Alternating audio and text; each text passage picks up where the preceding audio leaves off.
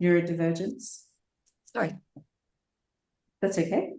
I'm really pleased to welcome our guest speaker tonight, which is Scotti McLAREN, a nutritional therapist and functional medicine practitioner who specializes in women's health and the unique needs of neurodivergent individuals. Scotti and I actually met during our master's degree in neuroscience and mental health at King's College, and I've been lucky to call her a colleague ever since. So I've asked her to come this evening, and she's going to guide us through a broad, practical overview of nutrition in neurodivergent context.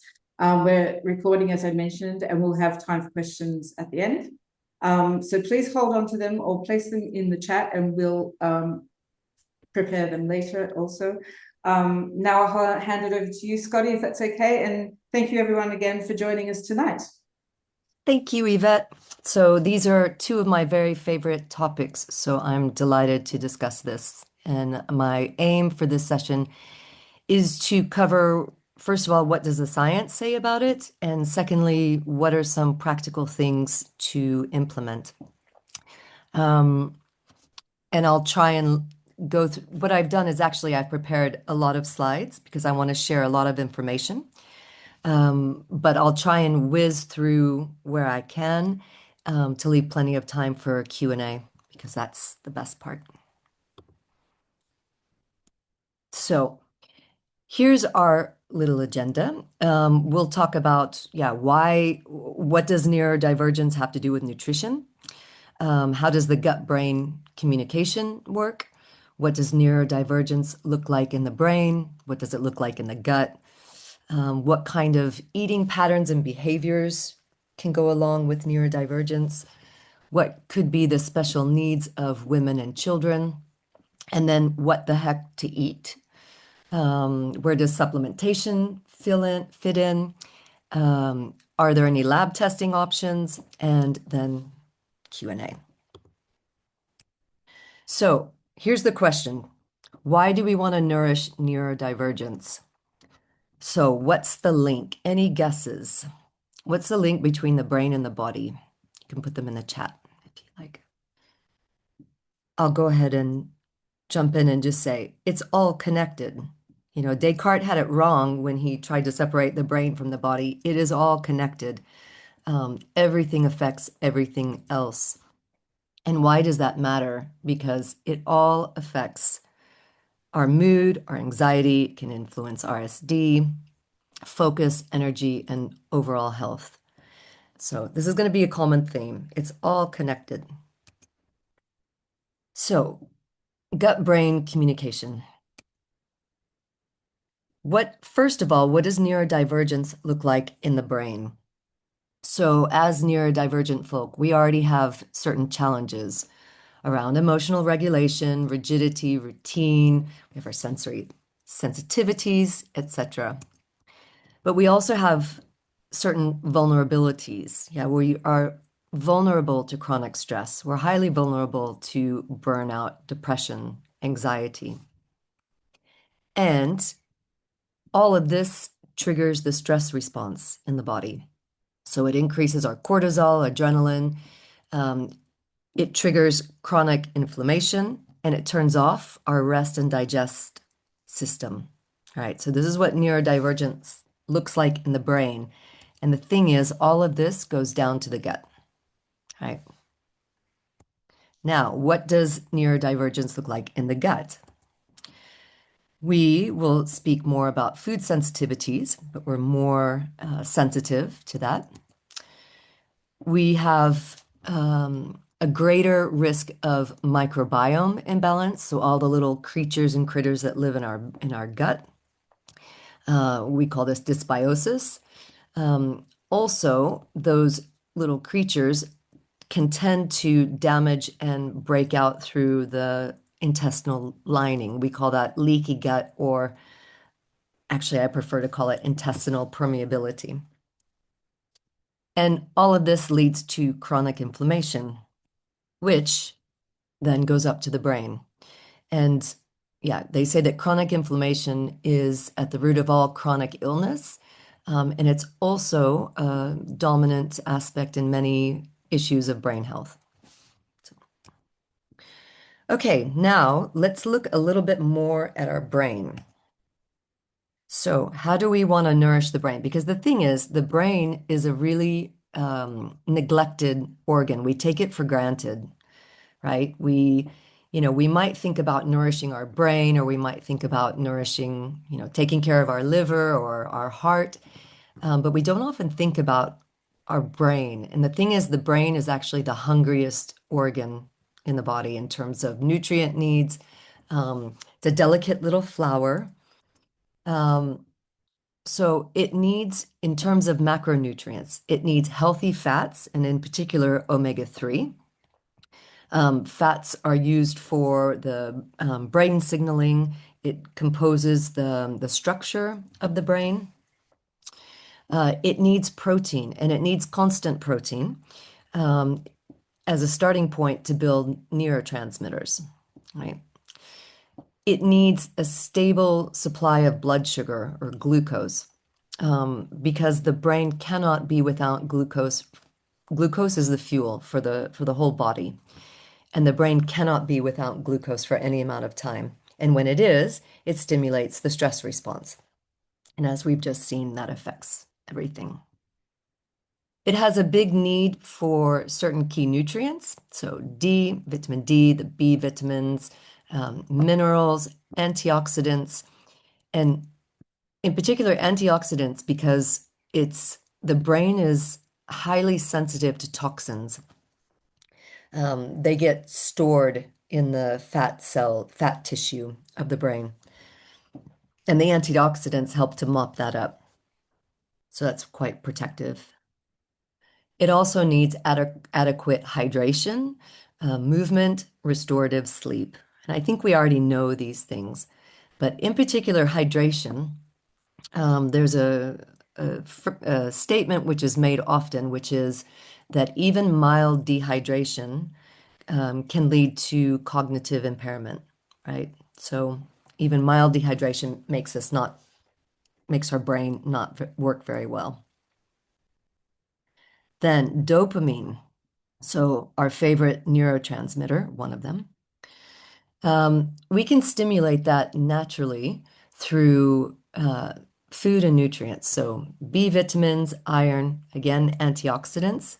Then tyrosine in foods. Tyrosine is the precursor to make dopamine. We can get that through eggs, poultry, fish, nuts. Blood sugar regulation, because again, the brain likes slow, steady supply of blood sugar. And a little trick is velvet beans, fava beans. But I hesitated including this only because it really requires supervision, like from a doctor or a good nutritional therapist, because it's not nothing. It really has an effect um, like stimulant drugs. So then lifestyle, exercise, and particularly in nature.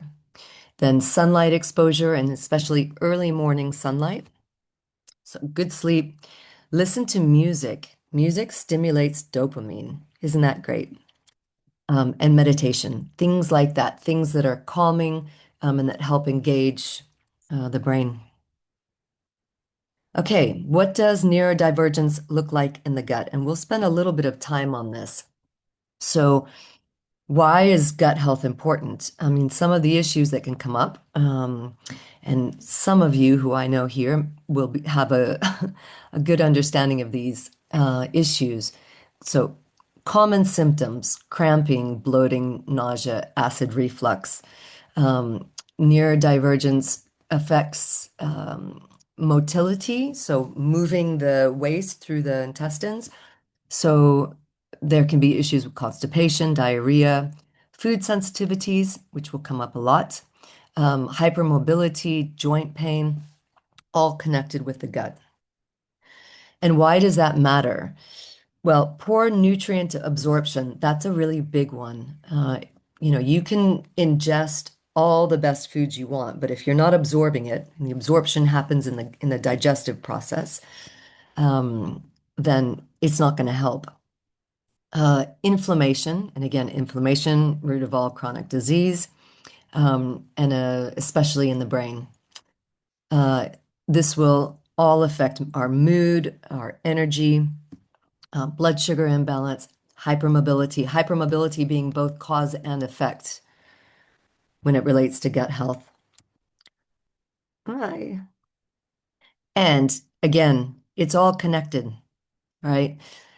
There's no, it's a misnomer to think of our bodies as body parts. So the gut is over here and the brain is over here. It's really all connected.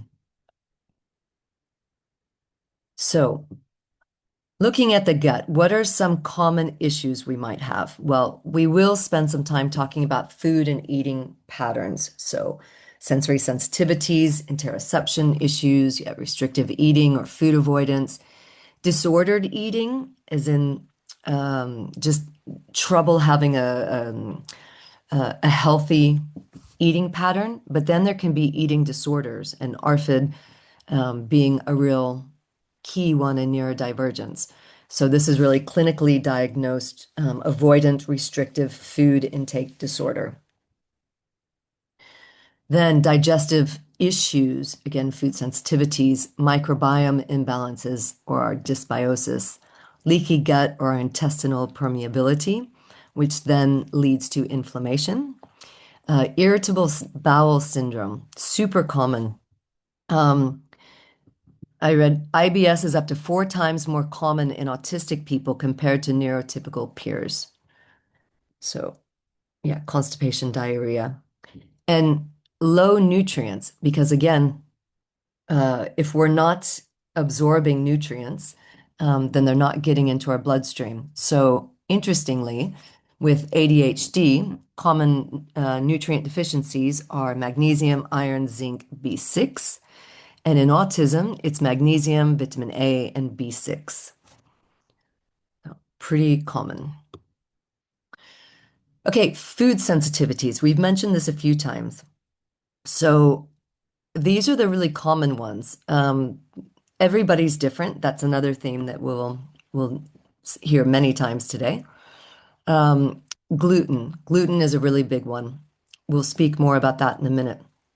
But gluten is a major cause of leaky gut or intestinal permeability. I'm not against gluten per se, but what the science shows is that neurodivergent folk tend to be more sensitive than others to gluten. And it's because gluten is a big molecule, so it comes bouldering through our intestinal tract. And unless we have enough enzymes to break that down, it's going to barrel through the intestinal wall, and that's intestinal permeability. So we'll speak more about gluten. Dairy is another interesting one, and even more than lactose. So lactose is present in cow, in sheep, and in goats. But in neurodivergence, it's more often that casein, which is a certain kind of protein, is the culprit. And casein is found in cow. Where casein is not found is in one type of cow called Jersey cow, nor is it in sheep or goat. So very often with neurodivergence, people can consume Jersey cow, sheep, and goat, where cow milk is not, cow dairy is not acceptable. Then eggs and soy, corn derivatives, those are also common ones. Artificial additives. So we tend to be a lot more sensitive to colors, sweeteners, preservative flavors. But then there are also natural compounds in foods. So salicylates, amines, and histamine. Those, yeah, we can all be sensitive to these, and they're naturally found in food. And then refined sugar. It's not a food sensitivity per se, but it's a trigger. And even sugar in general, for neurodivergence is a pretty known trigger. And just to add, yeah, food intolerance testing, it's not very reliable. The best way to test for food sensitivities is to eliminate it for, say, a month and then try and reintroduce it and see what happens. But yeah, food intolerance testing, not really reliable. So gluten in foods, it's in a lot of foods. It's not like, if you're celiac, you can't have a speck of gluten. But most of the time, when we're sensitive to gluten, it's non-celiac sensitivity. And just cutting out the major grains is really enough, unless it's celiac.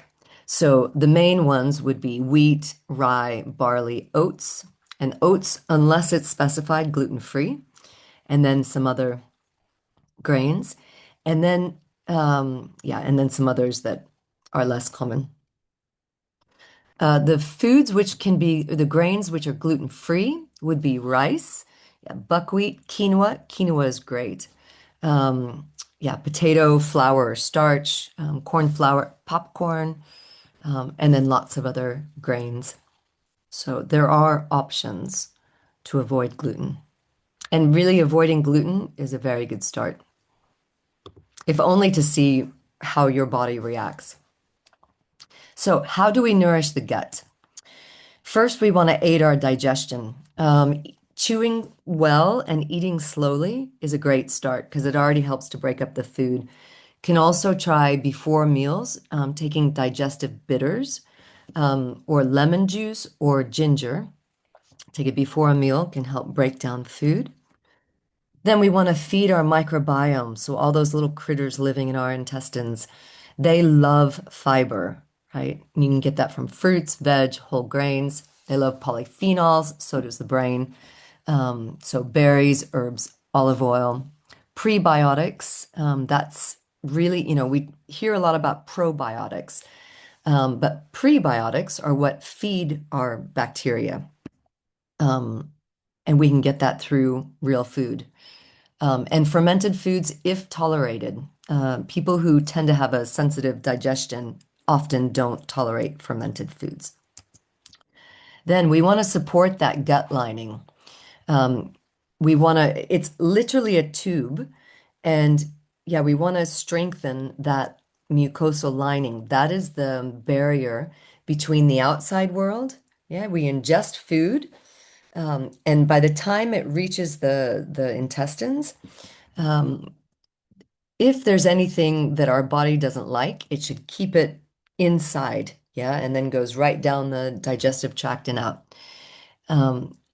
So the gut line, that's one of the purposes of the gut lining, is to keep that separate from the bloodstream. So again, intestinal permeability, the gut lining breaks open, what's inside the gut leaks into the blood, and that's what produces inflammation. So we can help repair it through protein, through bone broth, collagen, and we can keep it strong with zinc, vitamin A, omega-3. Then reducing gut stress. So stress meaning stressors to the gut, but also mental stress. So stress to the gut would be food triggers, sensitivities. So figure out what they are and avoid them. Having a really calm environment at meal times, we'll speak more about that. And stress management. So again, gut-brain connection, and the gut is really sensitive to stress. I'm sure we've all had experiences where we have experienced that. So let's talk about eating behaviors and patterns. So first of all, sensory sensitivity. This will come as no surprise that with neurodivergence often comes sensitivities to smell, to texture, and specifically around food, smell, texture, taste, temperature. We can tend to have a tendency towards food that's predictable and plain. And the thing around aversions to food is they can be really strong. It's not about being picky. It's a real aversion. And around meal times themselves, things which can be disturbing would be noise, lights, smells. and just eating around other people. All of that can induce stress. And why does this matter? Because these sensitivities can very much directly link to a highly restricted diet. Yeah, 20 to 30% of kids with ARFID meet ASD criteria. So it goes actually both ways. There's a high prevalence of ARFID in neurodivergence, and specifically, ARFID, yeah, 20 to 30% meet the criteria for ASD. So the stress response turns off digestion, right? When you're needing to fight a tiger, it's not the time to digest food or to rest. So this stress that can come from sensory sensitivities impairs our digestion and our absorption of nutrients.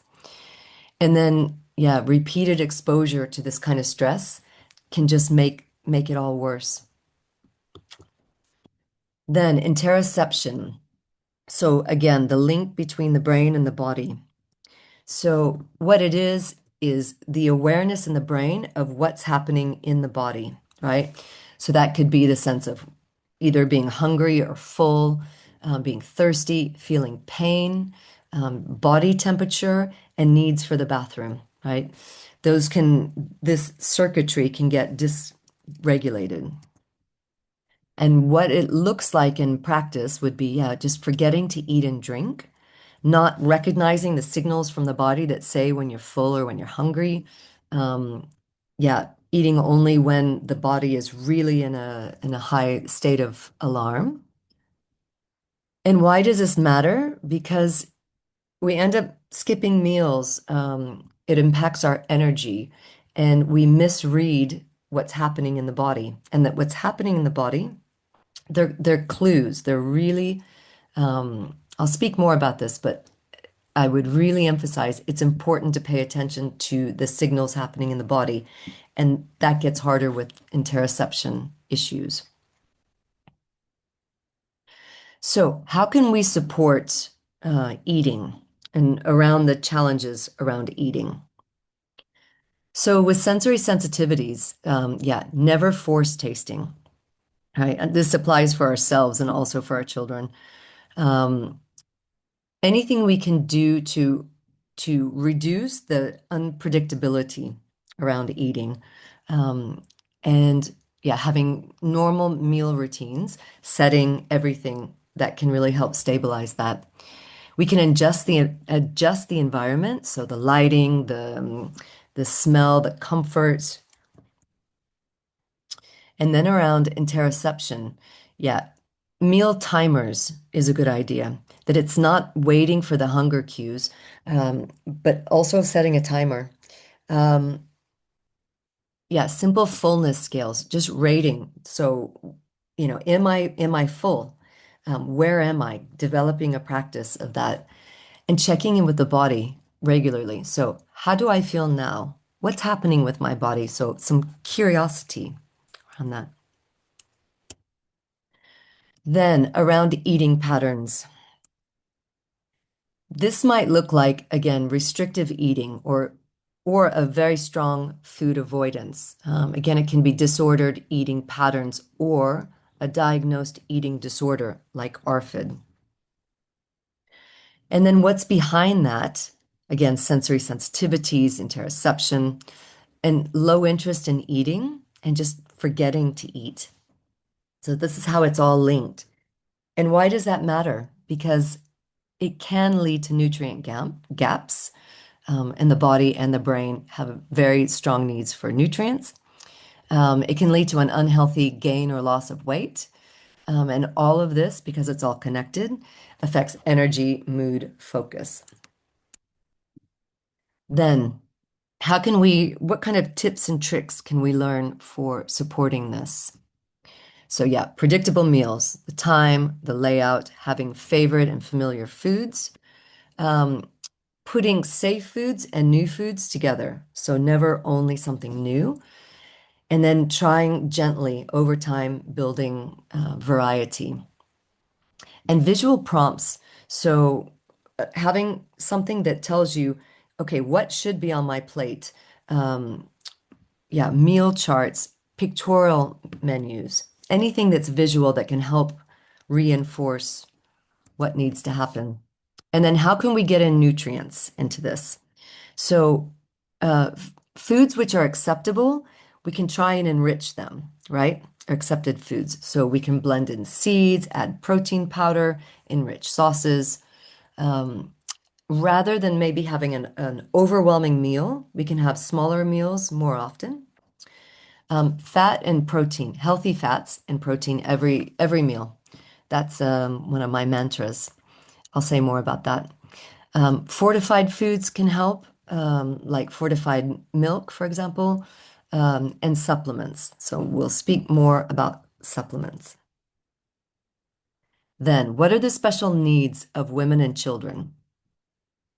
So neurodivergence is different in women and girls.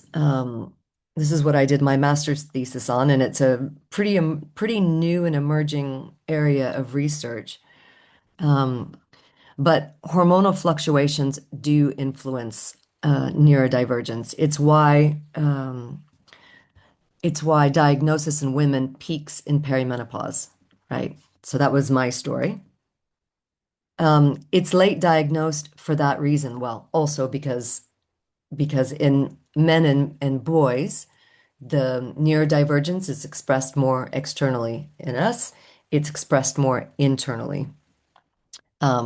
Combined with our hormonal fluctuations, meaning that our neurodivergence symptoms can be worse in perimenopause. Societal and cultural influences, don't need to explain that. Hormonal issues which are common in among neurodivergent women would be PCOS, polycystic ovarian syndrome, and PMDD or premenstrual dysphoria. What's the word? Premenstrual dysphoria disorder.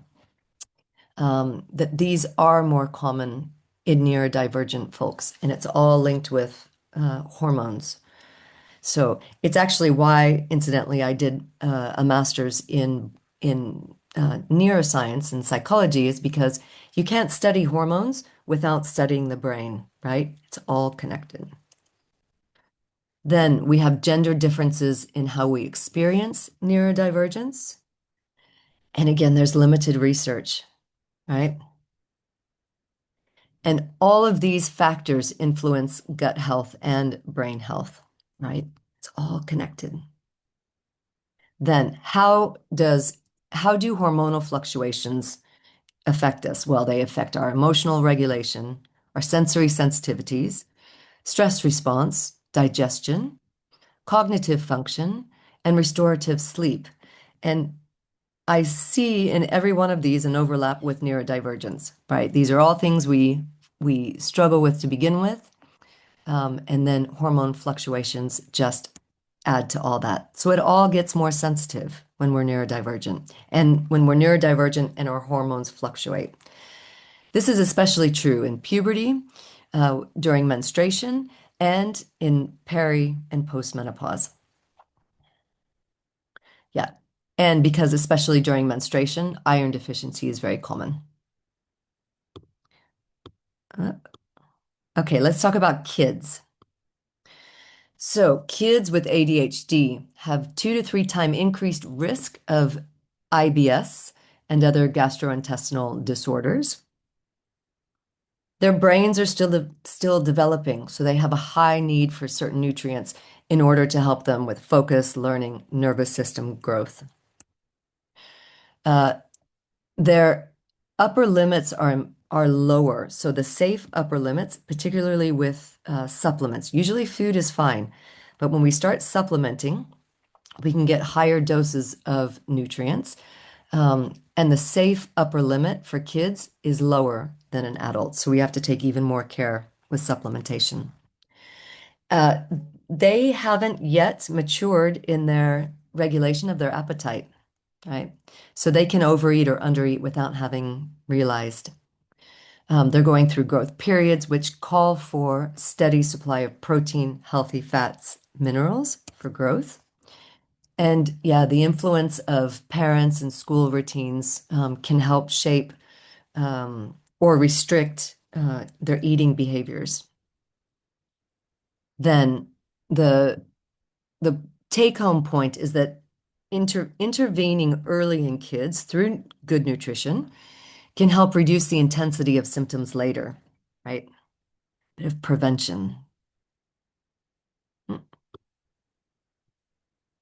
So then, what are some tips in nourishing neurodivergent kids, especially when there's aversion to food and sensitivities, interoception issues?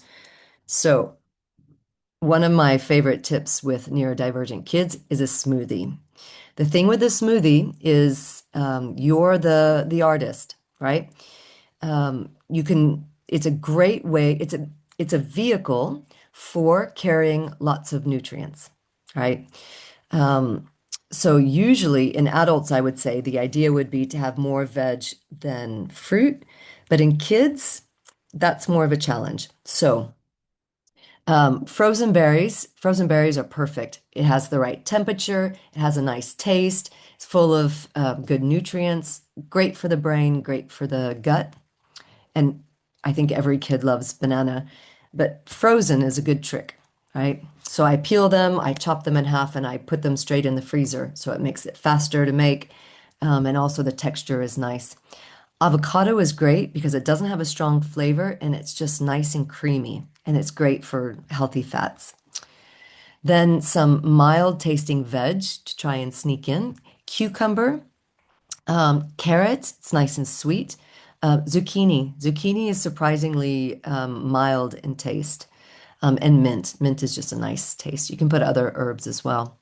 Raw cacao, because it doesn't have sugar, and it gives a chocolatey flavor, and there's already sweetness from the fruit and from the yeah, veg like carrots. But yeah, it's full of nutrients. Flaxseed oil, that can be a great addition if the flavor is tolerated. I put a question mark by seeds. Sometimes the texture is not appealing, but seeds are full of nutrients. And then it's a great place to put protein powder. So protein powder is, yeah, I'm usually not a big fan of processed foods. It is processed. However, it can be a cheap and cheerful way to get protein in, right? So it could be either plain or flavored. Just be careful with the flavoring that tends to be artificial. And remember, artificial flavors can be triggering. And it should be unsweetened. Then other ideas would be, yeah, nut butters like almond butter. Peanut butter is okay, but almond butter is even better, or cashew butter. Yeah, fortified foods. Yeah, hiding veg in something like pesto or dips. And eggs. If eggs are tolerated, they're a great source of protein and healthy fats. So the next few slides I'm going to whiz through, but you'll have these in your slides. But really the question is, yeah, so what should I eat, right? So starting with protein, why? Because the body can't store amino acids, which are the building blocks of protein. So it needs a constant, steady supply. We need protein for neurotransmitters, and it helps with blood sugar regulation. Blood sugar affects everything. So how? With every meal, lean meats, eggs and dairy, full fat. Full fat is really better than skimmed, especially for hormones. Plus other ideas, and then protein powder with a question mark. Um, I find it the cheap and cheerful way. Healthy fats. Why do we need healthy fats? We need it for brain health. We need it for signaling and the brain structure. It's what hormones are made from. And without healthy fats, we can't absorb fat-soluble nutrients. And then how can we do it? So oily fish. Oily fish are great in omega-3. And I put SMASH. SMASH is the acronym for sardines, mackerel, anchovies, salmon, herring. These are the five oily fish that have great omega-3. Then from plants would be avocado, olives, coconut, nuts and seeds, and then oils. Cooking is best with olive oil, coconut oil, and salads. You can use pretty much anything, but avoid vegetable oil. That was really false marketing about vegetable oil. Olives, flax, walnut, all great. Then whole grains. So why? Because the gut health needs fiber, right? It needs it to feed our microbiome, also to help keep things moving. Um, we need um, grains are carbohydrates, and carbohydrates break down to glucose for which is our blood sugar, which we use for energy. And again, it needs a constant, steady supply of that. And it's full of nutrients. But how do we do this? Um, Really, for me, the quickest trick is swap white for brown, right? If you're going to eat bread and rice and pasta, where possible, instead of white, try and have brown bread, brown rice, or even black rice. It's just delicious. Pasta, I do half and half. I can't do brown pasta, but I do half and half. Um, and when eaten with proteins and healthy fats, it helps stabilize blood sugar and preferably to look for the gluten-free alternatives. Okay, fruits and veg, whizzing through this. Why? Because it's full of nutrients, which fuels everything in the body. It has fiber, great for digestive health. What we want is variety in color and item. Ideally, if you just think half the plate, veg, right? Veg and fruit, but more veg than fruit. And ways to get lots of veg would be in salads, in smoothies, in stir fries. And in a pinch, you just take a bag of lettuce, just a bag of lettuce and plop some on your plate. Then supplements. So about supplementing, when it's useful is if there's a deficiency or inadequate amounts of a nutrient, if if you're not able to get enough from the food, right? So magnesium is a good example. From soil depletion, it's hard to get enough through food. Um, and when it's targeted for a specific need, yeah. If it doesn't meet one of those criteria, you probably don't need it, right? So what to consider when supplementing? So dosage and safe upper limits. I have put in the resources, how to check what's the dose you need based on the age and the gender, and what are the safe upper limits. How much or how to take it. Do you take it with fats? Do you take it in the morning or in the evening? Do you take it on an empty stomach with food? All of that matters. Which form? So powder, liquid, capsule. And this can be important, like, for example, with children or adults. Maybe they don't like to take capsules, but they could do with a powder or liquid. Then quality. Quality really matters. The really cheap supplements are almost always garbage. They're not going to do anything. You don't need to buy the most expensive, but you do want to buy from a reputable brand. And here are 4 examples of brands that I know and trust. Lambert's is a great one in terms of price. So also BioCare. They're really good quality for price. Drug interactions, that's also super important. Just because it's a supplement and it's, natural doesn't mean that it's not going to have an impact, and especially when mixed with certain drugs. And then lab testing can be useful to determine certain needs. Then potentially beneficial supplements. So I think you probably already know all of these. When supplementing iron, it should be with vitamin C. That might be something new. But here's some just ideas. And again, I'll repeat, not everybody needs all of these, right? But some supplements which can be useful specifically in neurodivergence. L-theanine, that was my master's thesis. It gives helps give a state which is both calm and focused, right? Kind of like meditation. Ashwagandha helps protect the adrenal glands, which is helpful for stress management. L-carnitine helps brain energy metabolism. Myo-inositol is important in brain health, cell signaling, neurotransmitters.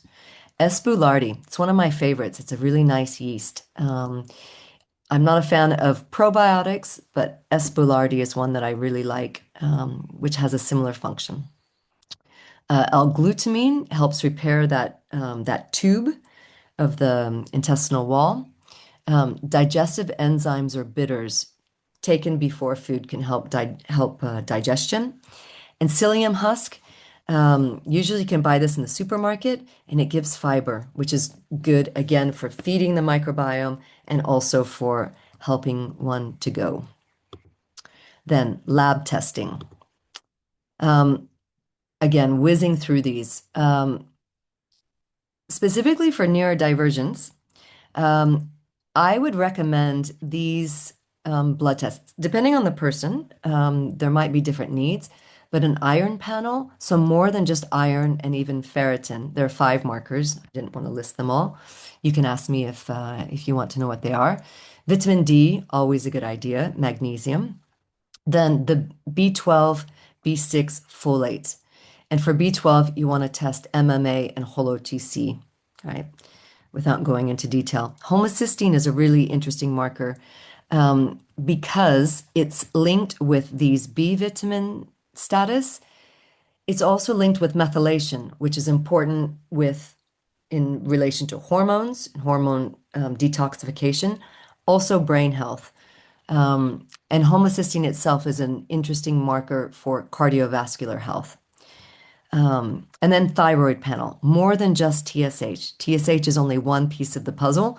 Free T4, free T3, and then antibodies to test for autoimmune conditions. Then these functional tests, these are not usually done through a doctor. These are the kind of tests that I tend to work with. They go more into detail, but they're usually not covered by insurance. Well, no, they're not covered by insurance, very, very exceptionally. But they can give a lot more detail than you might get through the public health system. Then, final thoughts. Yeah, look for food triggers. That's a really important one. Gluten, dairy, sugar, ultra-processed foods are gonna be full of nothing that the body wants and needs, except for maybe the flavor. And everything that the body doesn't like. Yeah, and it's how to eat. It's not only about what food should be avoided, but it's also about how do you get nutrients in, and also how do you absorb them. As much as possible, pay attention to your digestive symptoms and all of your symptoms, actually. It's really the body's way of telling you what's going on. And I think, yeah, I think, especially as neurodivergent and often women, I think we're good at just gritting our teeth and bearing it and motoring on. And it's really not the best way. We should listen to our messages.